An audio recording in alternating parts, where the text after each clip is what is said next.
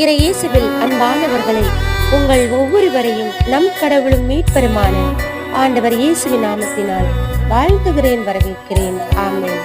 இன்றைய நாளுக்கான இறைவார்த்தை விடவு 1 யோவான் 5:4. நம்முடைய விசுவாசமே உலகத்தை ஜெயிக்கிற ஜெயம். ஆமென். இயேசுவில் பிரியமானவர்களை, இன்றைக்கான இறைவார்த்தையின் மூலம் ஆண்டவர் நமக்கு கற்றுத்தருபவை, நம்முடைய விசுவாசம் என்னும் ஆயுதத்தை நாம் கரங்களில் ஏந்திக்கொண்டு உலகத்தை ஜெயிக்கிற ஜெயத்தை பெற்றுக்கொள்வோம் என்று கற்றுத்தருகின்றார். விசுவாசத்தில் ஊன்றியவர்களாக வாழ்வோம், உலகத்தை ஜெயிக்கிறவர்களாக மாறுவோம், ஜெயம் எடுப்போம். ஆமென்.